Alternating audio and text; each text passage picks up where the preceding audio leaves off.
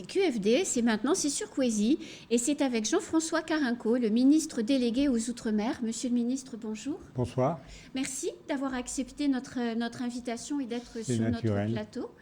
Vous avez annoncé lors de votre premier déplacement de ministre sur l'île voisine de La Réunion un Oudinot de la vie chère et que cela concernerait tous les départements d'outre-mer. Alors, qu'est-ce que cet Oudinot de la vie chère ? Alors, je préfère dire Oudinot du pouvoir d'achat, c'est plus positif.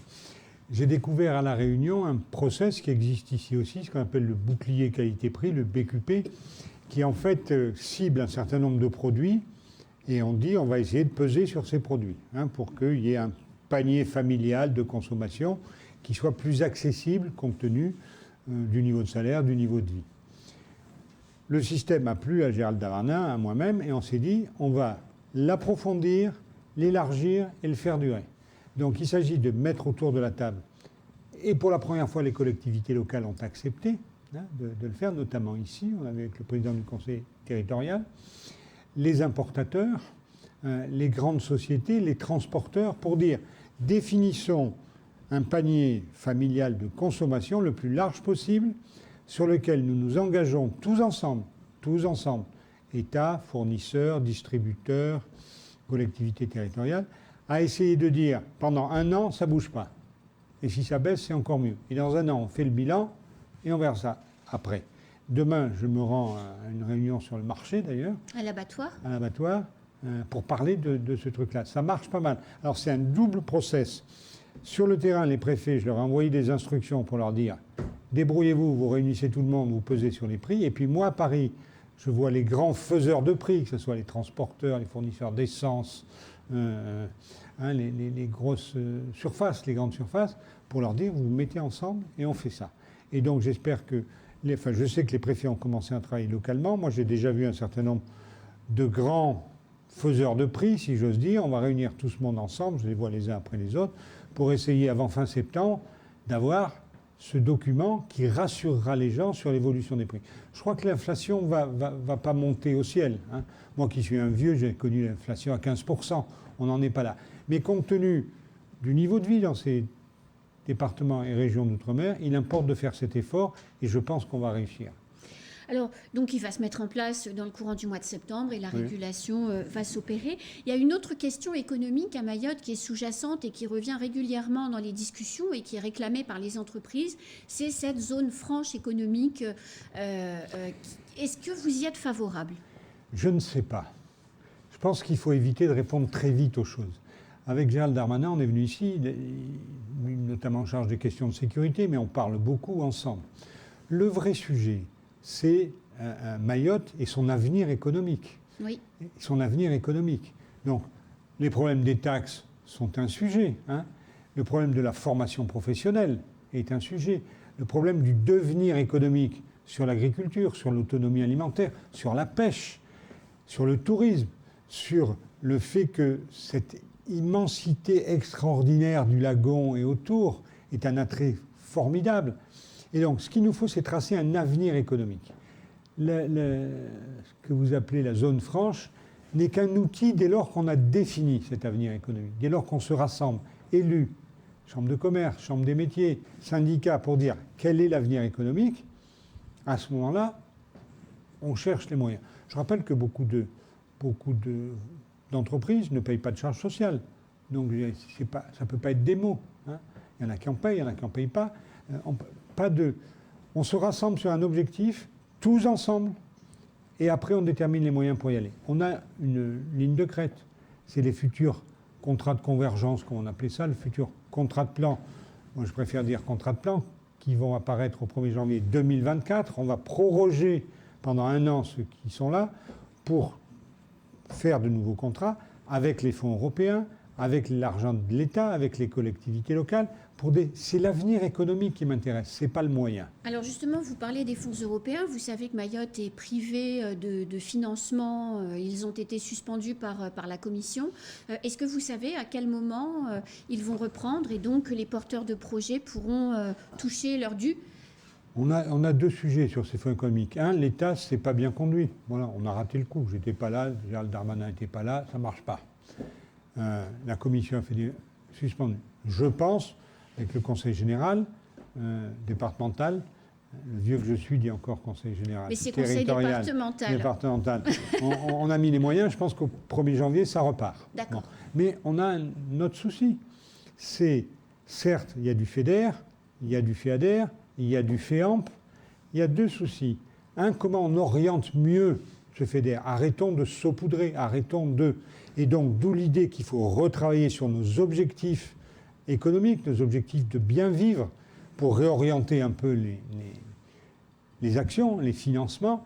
Et puis après, s'agissant des entreprises, il y a un sujet qui est les 20% restants, qui pose question.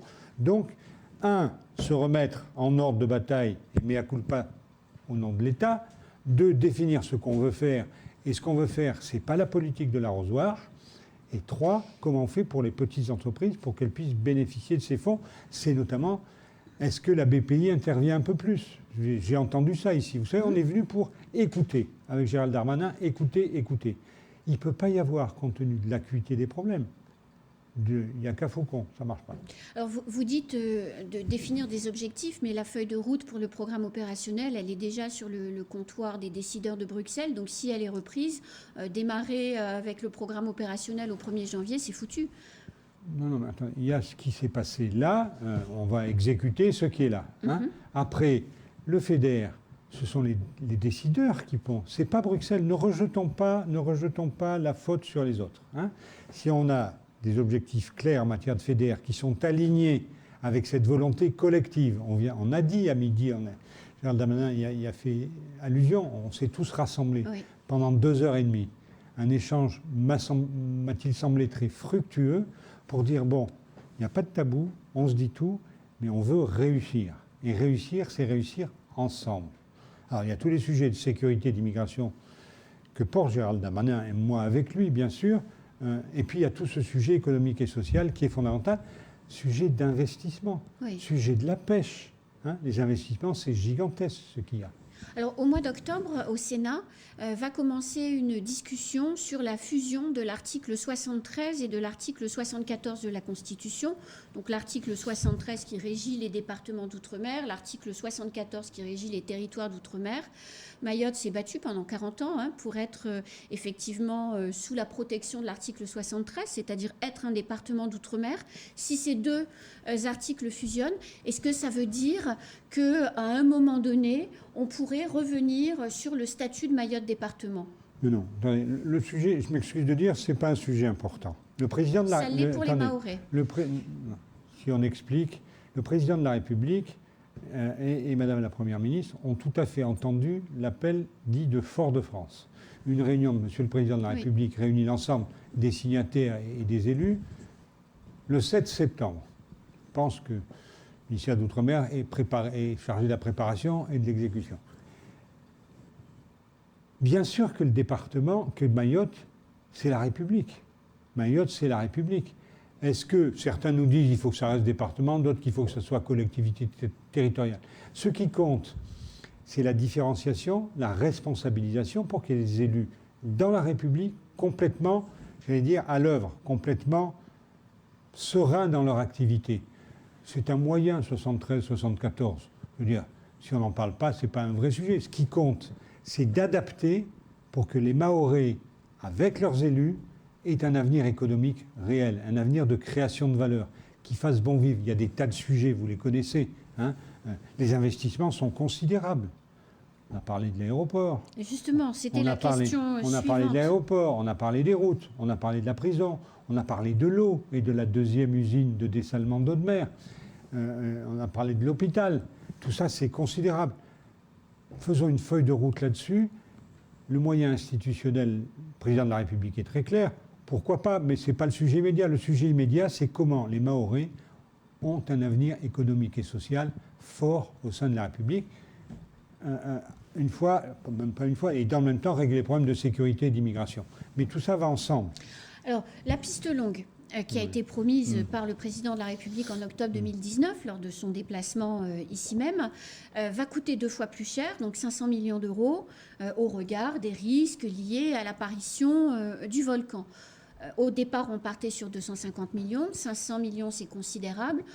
Monsieur le ministre, où est-ce qu'on trouve l'argent? Qui va payer? Et est-ce que vous nous garantissez que la promesse d'Emmanuel Macron sera tenue? Écoutez, je suis ministre de ce gouvernement sous la présidence d'Emmanuel Macron. Un de mes boulots, c'est de tenir les promesses qu'il a faites. Hein, donc voilà. Alors, mais je rappelle que dans le même temps, ils vous disent la piste longue, hôpital, prison, route, eau potable. Hein. Il faut tout faire. Il faut tout faire. J'ai quelques idées dont je ne vous parlerai pas ce soir, parce que j'en ai parlé avec Gérald Darmanin. On va faire ça. Oui, elle se fera. Oui, elle se fera. Le président de la République l'a dit. On la fera. Mais mettons-nous autour d'une table. C'est ce qu'on va. C'était le sujet du jour avec les élus, hein, de se poser toutes les questions pour qu'ensemble on bâtisse cet avenir qui fasse que les Mahorais, qui sont un des plus beaux territoires de la République, quand même. J'étais cet après-midi à essayer d'aller voir des tortues que je n'ai pas vues. Mais on a parlé, à l'heure où vous y êtes allé, vous risquiez pas d'en voir. On a parlé de biodiversité. Demain, on parlera de culture. Tout ça, ça compte. Ensemble. Ensemble, on le fait. Et j'allais dire, le statut, c'est l'appel de Fort-de-France. Je veux dire. C'est un épiphénomène dès lors qu'on est fier dans la République. Fier dans la République et responsable dans la République. C'est ça qu'on veut faire. Alors, l'éradication de l'habitat insalubre, c'est aussi une des questions majeures à Mayotte. Hein. C'est taudis qui offre des conditions insoutenables pour la population qui y vit. L'État a dit on décase, formidable. Depuis le début de l'année, on a un taux de décasage qui est bien inférieur à celui de l'année dernière. Pourquoi on ne parvient pas ou on ne parvient plus à casser ces taudis? Alors, je vais vous dire, moi je comprends toutes les impatiences. Je rappelle que Mayotte est un département français depuis 10 ans. 2011, oui. 10 ans. En France hexagonale, il a fallu 110 ans pour que ça marche bien et que ça fonctionne. Ici, on a en plus un problème gigantesque de croissance de la population. Oui. On en parlait avec M. Kamardine, avec le président du Conseil général, Mme Youssoufa, la députée. Tout ça est là. Ce que je sais, c'est que sur l'habitat, j'ai 3 sujets différents. Un, du logement social. Il faut augmenter la capacité de produire du logement social ordinaire. Et j'ai une rencontre, j'en ai parlé longuement au président du conseil départemental, j'ai une rencontre dans les jours qui viennent avec le président d'Action Logement, puis avec le président de la Caisse des dépôts, pour qu'on ait les moyens, au-delà du budget de l'outre-mer, que j'ai, ce qu'on appelle la LBU, d'aller plus loin sur la construction de logements sociaux. Après, vous avez l'hébergement d'urgence. Hein, c'est le sujet de la DIAL, la délégation interministérielle à l'hébergement et au logement, sur lequel on n'a pas fait la pub dessus. Ce qui est fait est considérable en hébergement d'urgence. Et puis, vous avez le décasage. Le décasage, il faut, une fois que vous décasez, et on a des problèmes là-dessus, avoir une construction qui tienne la route et qui ne soit pas chère, et qui ne soit pas en dur. Voilà. Ça ne marche pas assez, et bien on y travaille avec une société qui est là. On a pour la première fois, c'est le seul territoire de la République où il y a un délégué spécial sur ces sujets-là. Oui.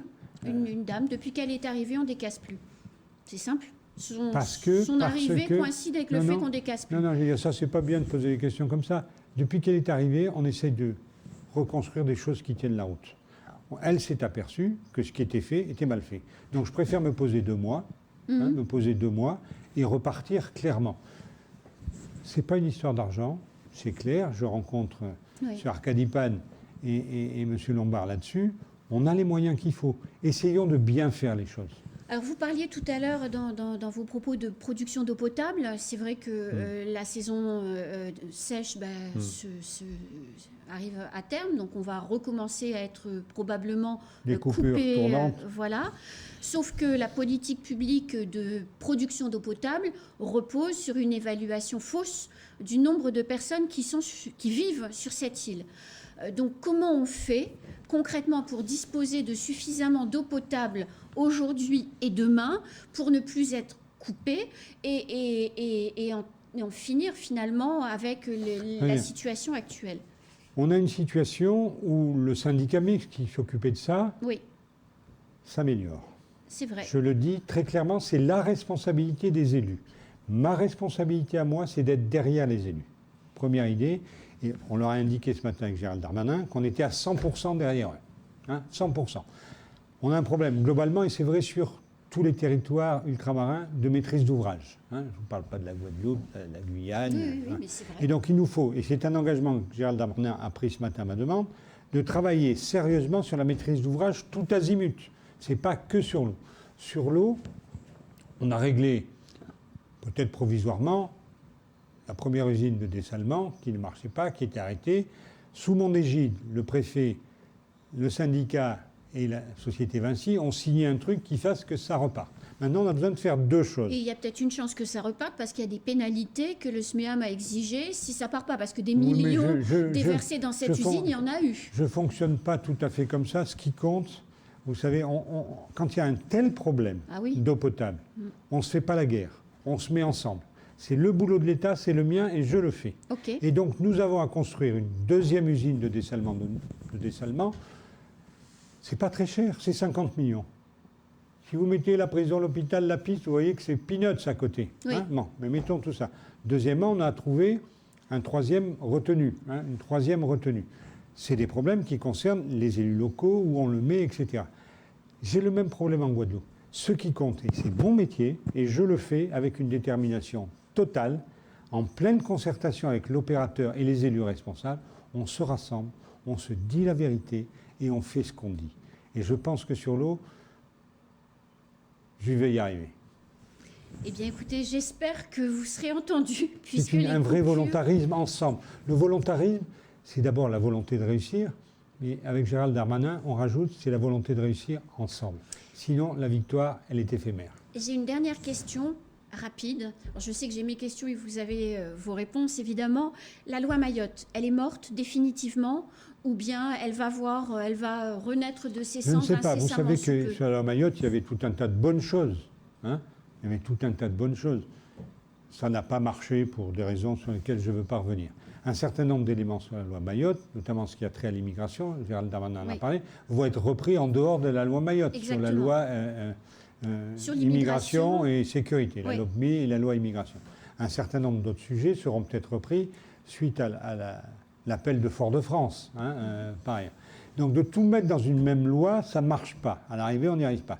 Ce qu'il faut, c'est avoir les objectifs, c'est ce que j'ai évoqué tout à l'heure. Tout à l'heure, et sur lequel on s'est mis d'accord avec le président du conseil départemental, et il faut tous les suivre et les caser au plus vite. Si on fait une loi Mayotte, je pense qu'il y en a pour 3 ans avant de tout faire passer, compte tenu de l'ordre du jour de l'Assemblée. Par contre, si on est d'accord sur chacune des mesures et qu'on les passe une par une, sur les différents textes, qui passent, bien sûr. À la fin, on aura peut-être un reliquat à passer. Donc, je vais vous dire, je suis content parce que avec Gérald Darmanin, on a rencontré tous les élus. C'est difficile. Ils sont exigeants. Oui. Et je pense que ça s'est bien passé.